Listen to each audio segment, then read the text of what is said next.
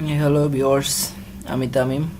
আর আজকে আমি আপনাদের মাঝে নিয়ে এসেছি কিভাবে উইন্ডোজ 10, উইন্ডোজ 8.1, উইন্ডোজ 8 ইনস্টল করার পরে কম্পিউটার ডেস্কটপে আপনি মাই কম্পিউটার, মাই ইউজার্স সহ অন্যান্য শর্টকাট দেখতে চান।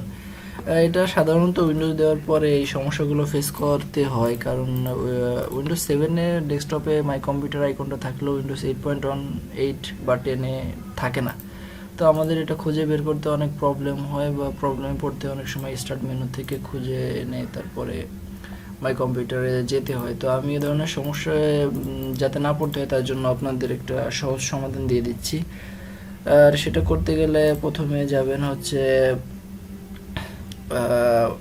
স্টার্ট মেনু থেকে সেটিং অপশনে গিয়ে ডাইরেক্ট সার্চ অপশনে গিয়ে লিখবেন কন্ট্রোল প্যানেল। অত দরকার নাই, CONT লিখলেই আপনার কন্ট্রোল প্যানেল অপশন চলে আসবে। আর কন্ট্রোল প্যানেল আসার পরে আপনি যেটা করবেন সেটা হলো পার্সোনালাইজেশনে যাবেন। পার্সোনালাইজেশনে গিয়ে জাস্ট এখানে চেঞ্জ ডেস্কটপ আইকনে ক্লিক করবেন। এখানে মাই কম্পিউটার রাখবেন, মাই ইউজার্স বা যেটা মন চায় আপনার সেটা রাখতে পারেন। অ্যাপ্লাই, ওকে, ব্যাস। এখন দেখি কি অবস্থা। হ্যাঁ, এখানে আপনারা দেখতে পাচ্ছেন আমার মাই কম্পিউটার, মাই ইউজার্স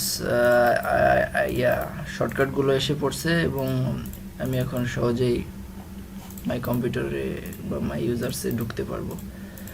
তো thanks for watching my video. Okay, by.